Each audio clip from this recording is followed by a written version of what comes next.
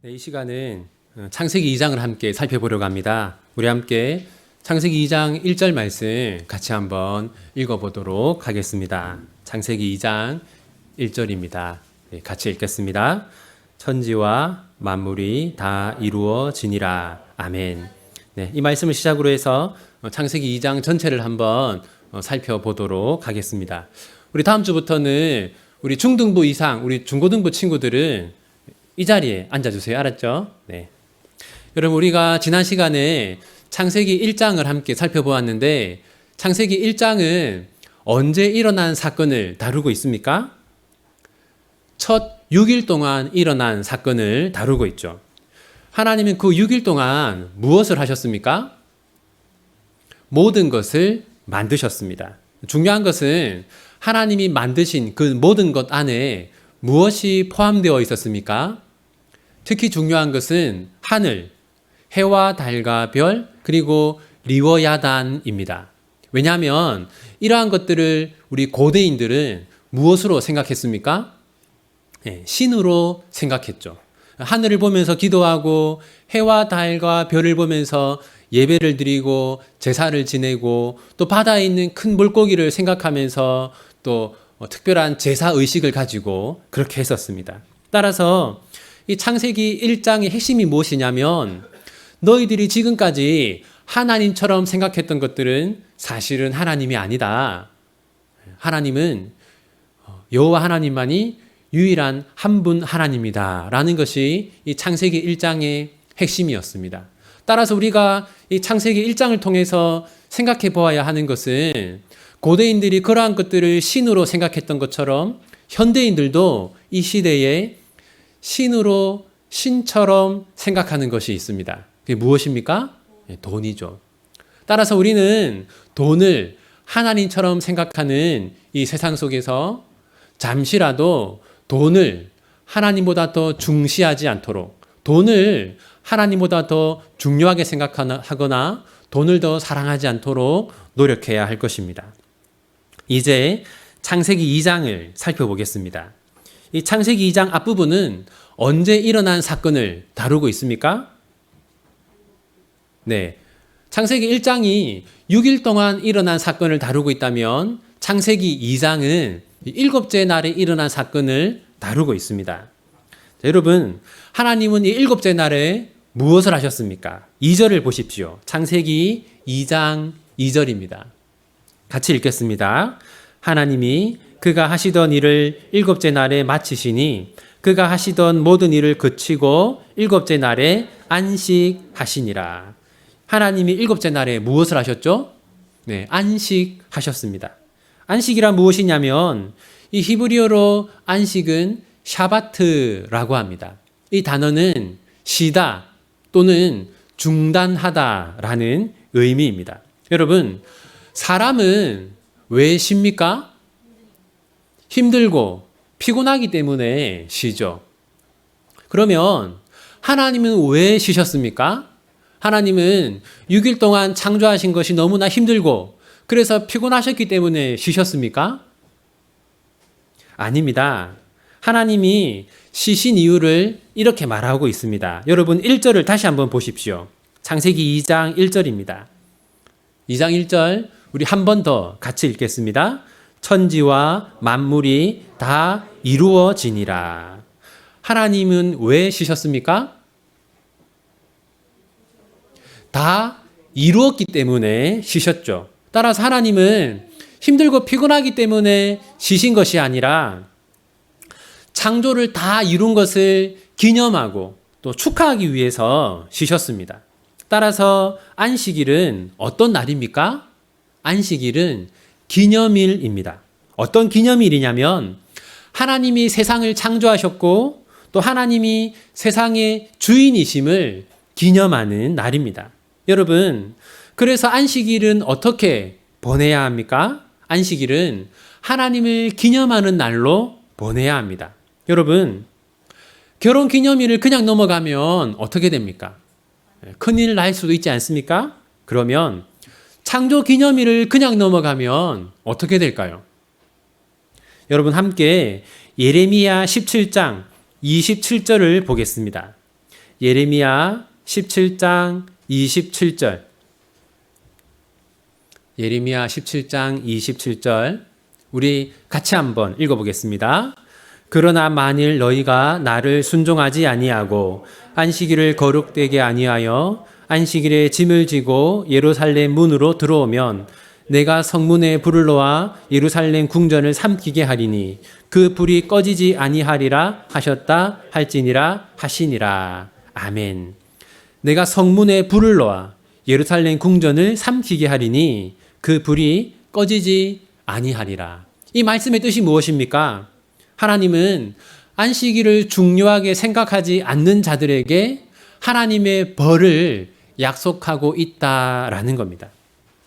그렇다면 여러분, 우리가 안식일을 잘 지키기 위해서는 안식일을 기념해야 하는데, 그렇다면 우리는 안식일에 무엇을 기념해야 합니까? 우리는 안식일에 두 가지를 기념해야 합니다. 첫 번째는 여러분 출애굽기 20장 11절을 보십시오. 출애굽기 20장 11절.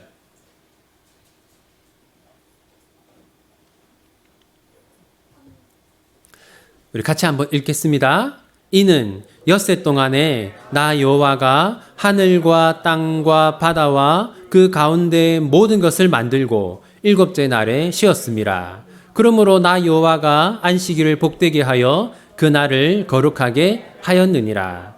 여러분 거기 보시면 하나님이 안식하신 이유가 무엇이라고 말하고 있습니까? 모든 것을 만들고 일곱째 날에 쉬었다. 이렇게 말하고 있죠. 따라서 안식일은 무엇을 기념하는 날입니까? 하나님이 만드신 것, 하나님이 창조하신 것을 기념하는 날입니다. 그래서 이 주일은 창조 기념일이라고 할 수 있어요. 두 번째는 신명기 5장 15절을 보십시오.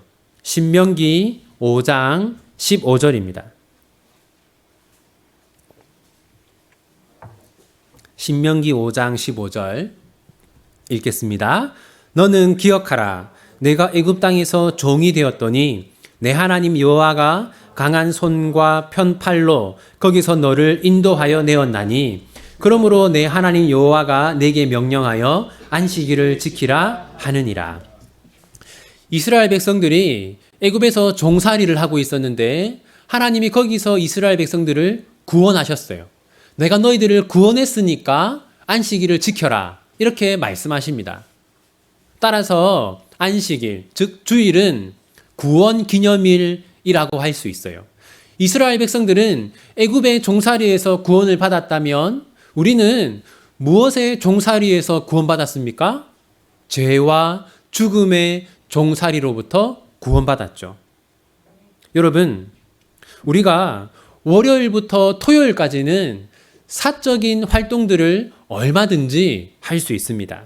일도 할 수 있고요. 운동도 할 수 있고 오락도 할 수 있습니다. 하지만 주일만은 하나님의 창조와 하나님의 구원을 기념하는 날로 보내야 합니다. 그래서 여러분, 우리 장로교회는 전통적으로 이 주일 저녁마다 각 가정에서 가정 예배를 드렸어요. 낮에는 교회에서 예배를 드리고 저녁에는 가정에서 가정 예배를 드렸습니다. 왜냐하면 주일 하루를 온전히 하나님께 드리기 위해서 그렇게 했던 것이죠.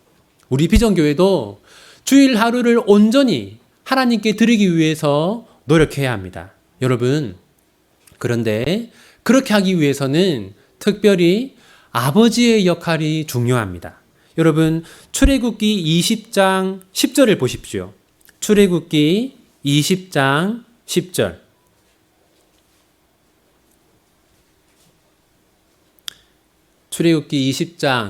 출애굽기 20장 10절입니다.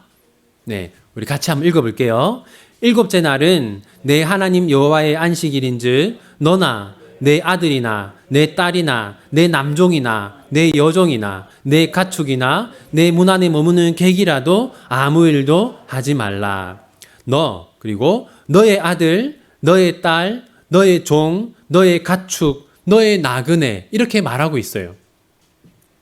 다시 말해서 지금 하나님이 이 안식일을 지킬 책임을 특별히 누구에게 강조하고 있는 겁니까? 한 가정의 가장인 아버지에게 말하고 있는 겁니다.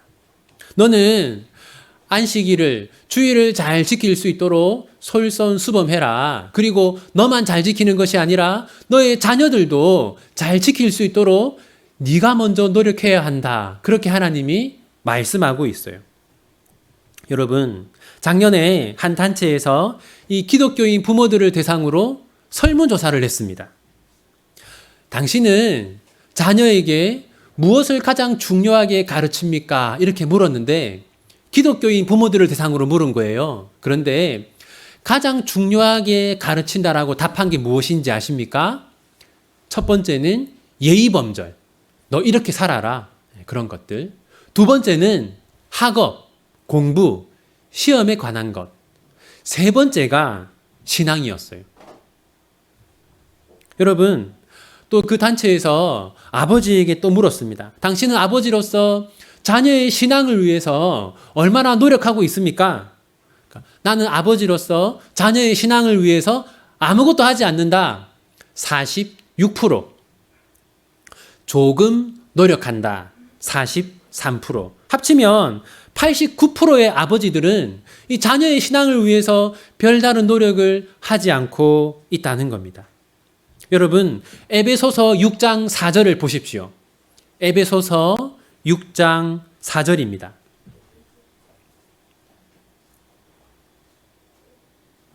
에베소서 6장 4절 찾았습니까? 우리 한번 같이 읽어보겠습니다. 또 아비들아 너희 자녀를 노엽게 하지 말고 오직 주의 교훈과 훈계로 양육하라. 아비들아, 아버지들아, 주님의 교훈과 훈계로 양육하라. 이게 아버지의 책임입니다. 디모데전서 3장 4절도 한번 찾아보십시오. 디모데전서 3장 4절.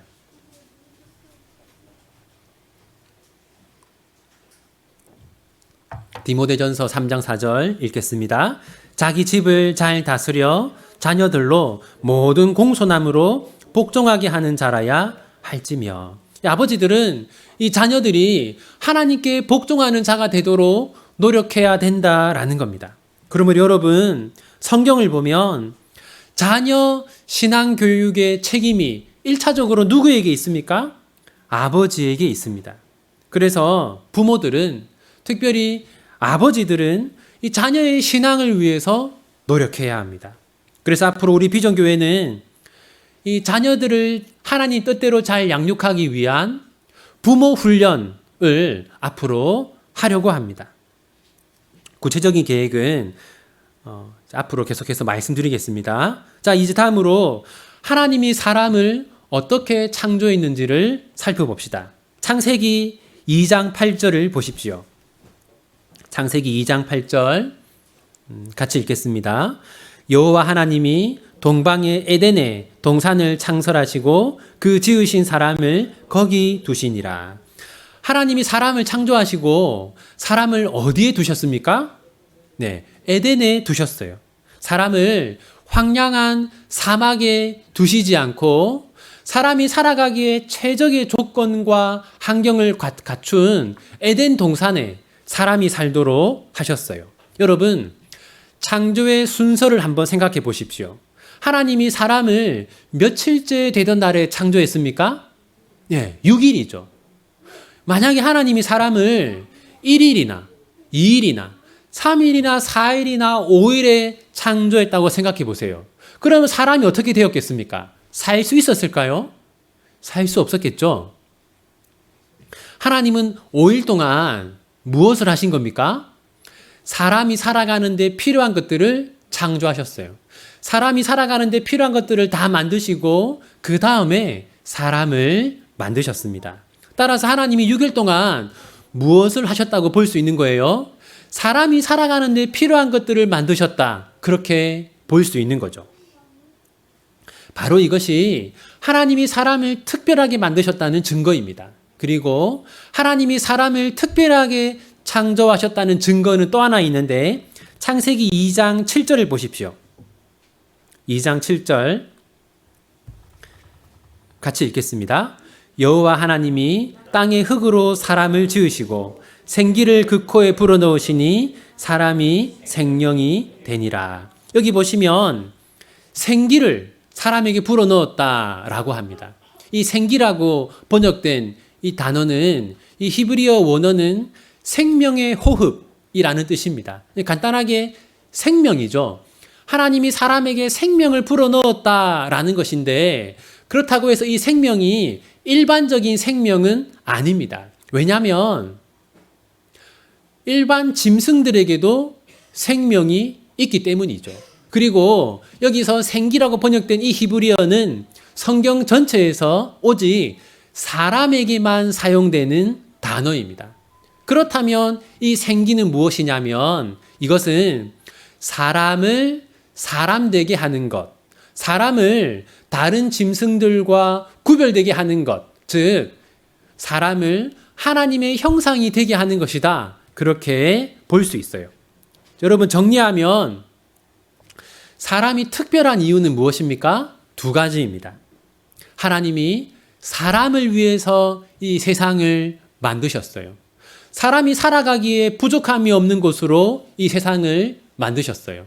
두 번째는 하나님은 사람을 다른 짐승들과 구별하기 위해서 생기를 불어넣어 주셨어요. 그런데 여러분, 이 두 가지가 사람을 특별한 존재로 만드는 것은 아닙니다. 사람을 정말 특별한 존재로 만드는 것은 따로 있어요. 그것은 두 가지인데 소명 그리고 순종입니다. 여러분 창세기 2장 15절을 보십시오. 창세기 2장 15절. 2장 15절 같이 읽겠습니다. 여호와 하나님이 그 사람을 이끌어 에덴 동산에 두어 그것을 경작하며 지키게 하시고. 여러분, 이 소명이라는 것은 부르심이라는 뜻입니다. 하나님이 불렀다. 그래서 이걸 다른 말로 사명이라고 하죠. 2장 15절 보시면 하나님이 아담에게 주신 소명은 무엇입니까? 에덴 동산을 경작하며 지키는 것이죠. 바로 이것이 하나님이 아담에게 주신 소명입니다. 이처럼 사람은 어떤 존재이냐? 사람은 그저 숨만 쉬고 살아가는 존재가 아니라 소명, 즉 하나님이 주신 사명을 수행하는 존재로 창조되었습니다. 불신자와 신자를 구분하는 가장 중요한 기준이 있다면 그것이 바로 이 소명입니다. 예를 들어 보겠습니다. 불신자와 신자가 똑같이 직장에서 일을 해요. 근데 불신자들은 주로 어떤 마음으로 일을 합니까? 그저 돈을 벌기 위해서 일을 하죠. 그런데 우리 신자들은 어떤 마음으로 직장에서 일을 합니까? 하나님이 이곳으로, 이 직장으로 나를 부르셨다. 그러므로 나는 여기에서 하나님을 믿는 사람답게 빛과 소금이 되어야 한다. 우리 직장 동료들에게 친절해야 한다. 항상 일을 할 때 정직해야 한다. 그런 마음을 우리가 가지지 않습니까? 이것이 소명입니다. 이런 소명이 불신자들과 신자를 구분짓는 것이죠. 불신자도 자녀를 양육하고 우리도 자녀를 양육합니다. 그런데 다르죠. 일반적으로 불신자들은 어떤 마음으로 자녀를 양육합니까? 이 자녀를 내가 잘 키워서 성공시켜야겠다. 그런 마음으로 자녀들을 양육하죠. 그런데 우리는 어떤 마음으로 자녀를 양육합니까? 우리는 이 자녀를 내가 하나님의 백성으로 잘 키워야겠다. 그런 마음으로 양육하죠. 하나님이 이 아이의 아버지로 나를 불렀다. 하나님이 이 아이의 어머니로 나를 불렀다. 그런 소명을 가지고 자녀를 양육합니다. 이것이 불신자들과 신자를 구별짓는 것입니다. 여러분, 이처럼 세상과 교회를 구별짓는 가장 중요한 기준이 있다면 그것은 바로 소명입니다. 소명은 하나님의 부르심, 하나님이 주신 사명입니다. 하나님이 나를 이 가정으로 부르셨다. 하나님이 나를 이 회사로 부르셨다.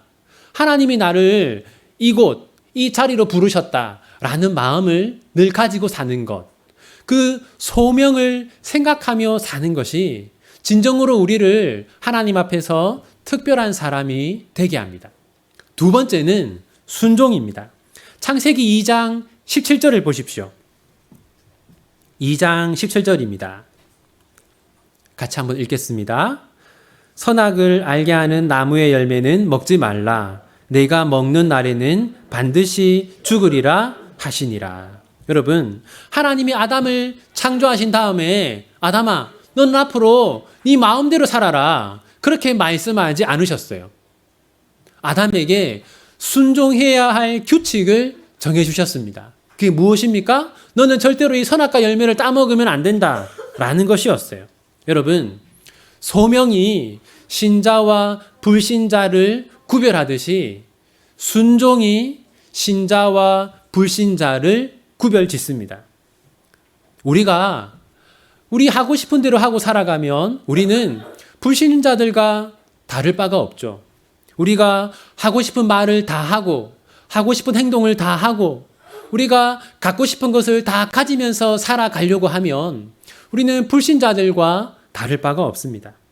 우리가 하나님의 말씀에 순종하기 위해서 말을 조심하고 행동을 조심하고 우리의 욕심을 억제할 때 우리는 참된 그리스도인이 되는 것이죠.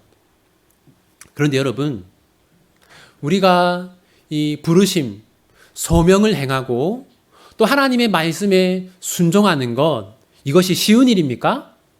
쉽지 않죠. 그래서 하나님이 이렇게 말씀하셨어요.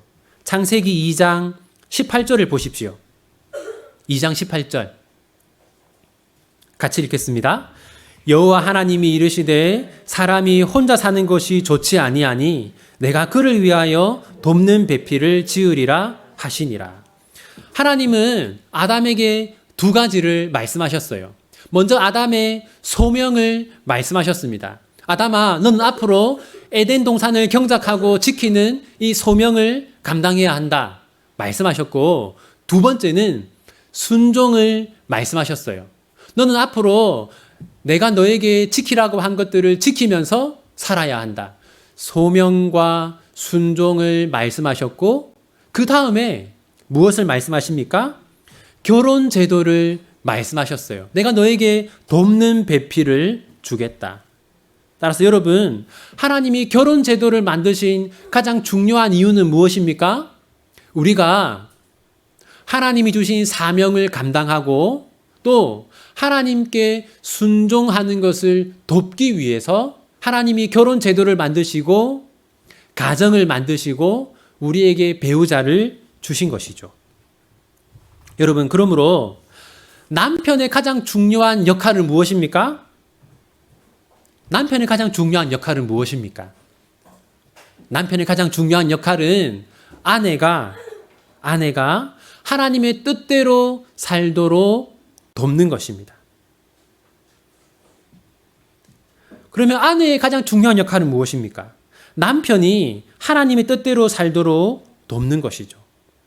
그러므로 여러분, 한번 생각해 보십시오. 내가 무엇을 해야, 내가 무엇을 고쳐야, 내가 어떻게 살아야 나의 아내가, 나의 남편이 더 하나님과 가까워질까? 그것을 생각하시고 지키면서 살아야 합니다. 여러분, 부부는 서로를 돕는 배필입니다. 우리가 교회에서, 사회에서, 직장에서 우리가 아무리 인정을 받고 훌륭하고 유명한 사람이 된다 할지라도 우리가 가정에서 배우자를 돕는 사람이 아니라면 참된 그리스도인이 아닌 것이죠. 여러분, 그뿐만이 아니라 우리는 이 말씀을 통해서 사람이 어떤 존재인지, 그리고 우리 교회가 어떤 교회가 되어야 하는지를 알 수 있어요. 여러분, 18절을 한 번 더 보십시오. 여호와 하나님이 이르시되 사람이 혼자 사는 것이 좋지 아니하니. 여러분, 혼자 사는 것이 좋지 않다는 이 말씀은 독신이 나쁘다는 게 아닙니다. 사도 바울도 독신이었고 예수님도 독신이었어요. 이 말은 혼자서는 하나님의 뜻을 행하며 살아가는 것이 힘들고 어렵다라는 뜻입니다. 여러분, 전도서 4장 12절을 보십시오. 전도서 4장 12절.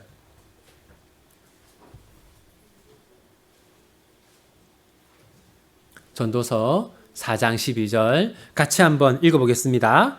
한 사람이면 패하겠거니와 두 사람이면 맞설 수 있나니 세 겹줄은 쉽게 끊어지지 아니하느니라. 이 말씀의 뜻이 무엇입니까? 혼자서는 죄의 유혹을 이기는 것이 어렵다. 혼자서는 사탄의 유혹에 패할 때가 많다. 그래서 우리가 힘을 모아야 한다. 그렇게 말하는 것입니다. 하나님이 우리를 비전교회로 모으신 이유가 무엇입니까? 하나님이 우리가 함께 모여서 신앙생활을 하게 하신 이유가 무엇입니까? 혼자서는 하나님의 뜻대로 살기가 어렵기 때문이죠. 혼자서는 죄와 싸우는 것이 어렵기 때문입니다. 하나님의 뜻대로 살기 위해서는 우리가 함께 힘을 모아야 합니다. 죄와 싸우기 위해서는 우리가 함께 힘을 모아야 해요. 여기 어르신들이 있는데 어르신들의 역할은 무엇입니까? 우리 젊은 사람들이 거룩하게 살아갈 수 있도록 늘 기도하는 것입니다. 여러분의 기도를 통해서 우리 젊은 분들이 가정을 잘 이루고 거룩하게 살아갈 수 있는 것이죠. 그런 어르신들의 도움이 있을 때 또 젊은 분들이 신앙생활을 잘 할 수 있는 겁니다. 또 우리 젊은 사람들도 어르신들을 위해서 할 수 있는 것들을 해야 하겠죠. 그렇게 조화롭게 힘을 모을 때 우리가 건강한 교회가 될 수 있는 것입니다. 여러분, 자녀를 키우는 것도 마찬가지인데 혼자 힘으로 자녀를 잘 키울 수 있을까요? 아프리카 속담에 이런 말이 있다고 합니다. 한 아이를 키우기 위해서는 온 마을이 필요하다. 이것을 성경적으로 바꾸면 이렇게 말할 수 있겠죠. 한 아이를 거룩하게 키우기 위해서는 온 교회가 필요하다. 여러분, 한 사람이 신앙생활을 잘 하기 위해서는 온 교회의 도움이 필요하다는 것을 기억하십시오. 한 아이가 잘 자라기 위해서는 온 교회의 도움이 필요합니다. 저기 지금 우리 중등부 아이들 3명이 앉아 있는데 그냥 저 아이들의 신앙이 부모들의 역할이라고만 생각하면 안 됩니다. 우리가 함께 힘을 모으고 우리가 도움을 주어야지만 저 아이들이 거룩하게 자랄 수 있는 겁니다. 나를 위해서 비전교회가 있고 또 비전교회를 위해서 내가 있다. 그런 생각을 여러분 꼭 하셔야 합니다. 이제 창세기 2장이 우리에게 전해주는 교훈들을 함께 살펴보겠습니다. 첫 번째는 주일은 하나님이 제정하신 기념일이다라는 겁니다. 여러분, 국가마다 기념일이 있고 또 사람마다 기념일이 있죠. 하지만 가장 중요한 기념일은 언제입니까? 주일입니다. 왜냐하면 주일은 사람이 만든 또는 국가가 만든 기념일과는 비교할 수 없는 하나님이 만드신 기념일이기 때문이죠. 이 주일을 우리가 잘 기념하기 위해서는 2가지를 행해야 합니다. 첫 번째는 하나님의 창조를 찬양해야 하고 또 하나님의 구원을 감사해야 합니다. 그리고 이 2가지가 집약된 것이 무엇입니까? 우리가 언제 하나님을 찬양하고 하나님께 감사합니까? 주일 예배이죠. 따라서 우리는 주일에 하나님을 예배하기 위해서 최선을 다해야 합니다. 다른 날에는 일도 할 수 있고 운동도 할 수 있고 오락도 할 수 있고 사적인 활동들을 얼마든지 할 수 있습니다. 하지만 이 주일 하루만은 교회에서 그리고 각 가정에서 하나님을 예배하기 위해서 힘써야 합니다. 이 주일 하루만은 우리의 시간과 우리의 물질을 하나님께 드리기 위해서 힘써야 하는 것이죠. 2번째는 주일을 잘 지키기 위한 책임은 1차적으로 누구에게 있습니까? 아버지에게 있습니다. 오늘 우리 살펴본 말씀을 보면 이 주일을 잘 지킬 책임이 하나님이 특별히 그 책임을 누구에게 부여하셨습니까? 한 가정의 가장인 아버지에게 그 책임을 부여하셨어요. 아버지의 역할은 단순히 돈을 벌고 생계를 유지하는 것이 아닙니다. 가족 전체의 신앙을 위해서 노력하는 것이 하나님이 아버지에게 주신 소명입니다. 그래서 우리 비전교회는 앞으로 이 부모 교육을 하려고 합니다. 이 다음 세대를, 이 비전교회의 다음 세대를 거룩하게 키우기 위해서는 먼저 부모들이 깨어나야 합니다. 하나님이 원하시는 아버지가 되고 하나님이 원하시는 어머니가 되어야지만 우리 비전교회의 자녀들이 거룩하게 자랄 수 있어요. 6월부터 부모 교육을 하려고 하는데 자세한 것은 차차 말씀을 드리겠습니다. 우리 어르신들은 이런 부모 교육이 잘 될 수 있도록 꼭 좀 기도해 주십시오. 세 번째는 우리는 소명을 행하는 사람이 되어야 합니다. 여러분, 하나님이 아담을 창조하신 다음에 하나님이 아담에게 무엇을 주셨습니까? 소명을 주셨어요. 우리가 흔히 생각하기를 아담이 에덴 동산에서 그냥 아무것도 안 하고 그냥 이게 과일 따먹고 노래 부르고 그렇게 지냈다고 생각하기 쉬운데 그렇지 않습니다. 하나님이 아담에게 에덴 동산을 지키고 경작하라고 하셨어요. 아담은 열심히 에덴에서 농사를 지었던 것이죠. 그리고 바로 그것이 하나님이 아담에게 주신 사명, 즉 소명이었습니다. 하나님이 아담을 에덴 동산으로 부르신 것이죠. 아담을 부르시고 아담아, 내가 너를 이곳으로 불렀으니 너는 이곳에서 내가 너에게 명하는 것들을 행하면서 살아야 한다. 그렇게 말씀하셨어요. 여러분, 우리도 마찬가지입니다. 우리는 우리 마음대로 살도록 부름받지 않았어요. 하나님이 우리 각자의 자리로 부르셨습니다. 하나님이 우리를 가정으로 부르셨어요. 우리를 누군가의 아버지로 어머니로 또는 우리를 누군가의 아내와 남편으로 부르셨어요. 하나님이 우리를 또 직장으로, 일터로, 이 사회로 부르셨어요. 하나님이 나를 이곳으로 부르셨다는 생각을 늘 하면서 살아야 합니다. 네 번째는 우리는 함께 신앙생활을 해야 합니다. 하나님이 아담을 만드신 다음에 아담에게 뭐라고 하셨습니까? 혼자 있는 것이 좋지 않다 하셨어요. 그 말은 혼자서는 신앙생활을 제대로 할 수 없다는 것이죠. 혼자서는 이 소명을 행하고 순종하며 사는 것이 힘들다라는 겁니다. 그러므로 여러분, 우리는 다른 사람을 도와주는 존재가 되어야 합니다. 가정에서는 남편은 아내를 도와주는 사람이 되어야 하고 아내는 남편을 도와주는 사람이 되어야 합니다. 또 우리가 교회에서도 다른 사람을 도와주는 사람이 되어야 하는데 그것은 하나님이 우리에게 주신 소명입니다. 자녀 교육도 마찬가지입니다. 저 아이들은 저 부모가 잘 키우겠지 생각하면 안 됩니다. 우리는 함께 자녀를 키워야 해요. 어떤 가정의 자녀가 힘든 시간을 보내고 있으면 내 아이라고 생각하고 그 아이를 생각하면서 그 아이를 돌보고 신경을 써야 하는 것이죠. 이제 말씀을 맺겠습니다. 우리 함께 마지막으로 전도서 4장 9절 말씀을 보겠습니다. 전도서 4장 9절입니다. 전도서 4장 9절부터 12절까지 우리 4절 말씀을 이어서 한번 같이 읽어보도록 하겠습니다. 4장 9절부터 12절까지입니다. 두 사람이 한 사람보다 나음은 그들이 수고함으로 좋은 상을 얻을 것임이라. 혹시 그들이 넘어지면 하나가 그 동물을 붙들어 일으키려니와 홀로 있어 넘어지고 붙들어 일으킬 자가 없는 자에게는 화가 있으리라. 또 두 사람이 함께 누우면 따뜻하거니와 한 사람이면 어찌 따뜻하랴. 한 사람이면 패하겠거니와 두 사람이면 맞설 수 있나니 세 겹줄은 쉽게 끊어지지 아니하느니라. 여러분, 그 4장 10절 한번 보십시오. 한 명이 넘어지면 그 옆에 있는 사람이 일으켜 세워준다라고 말해요. 여러분, 우리 비전교회 안에 지금 넘어져 있는 사람이 있습니까? 있다면 일으키기 위해서 우리가 함께 힘을 모아야 합니다. 여러분, 또 11절 보십시오.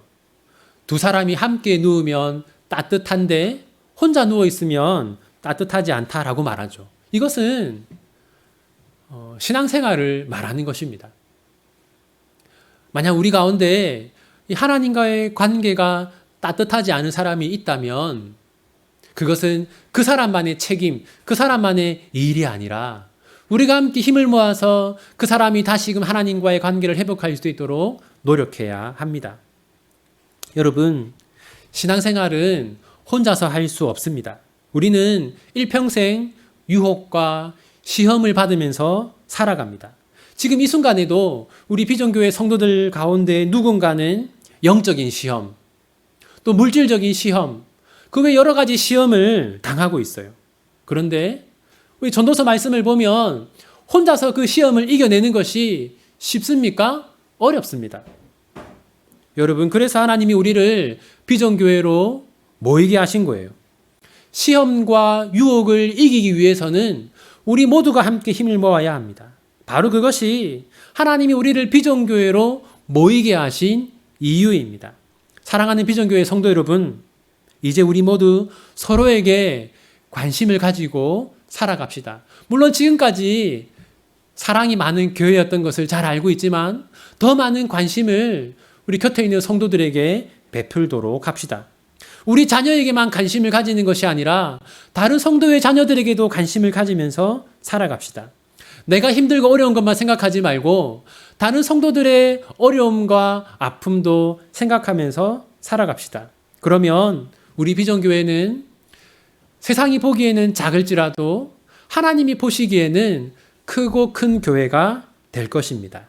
우리는 함께 힘을 모아서 그런 교회를 만들어 가야 하고 하나님이 은혜를 베풀어 주시고 우리가 함께 힘을 모으면 우리는 반드시 그런 교회를 만들게 될 것입니다. 우리 함께 기도하겠습니다.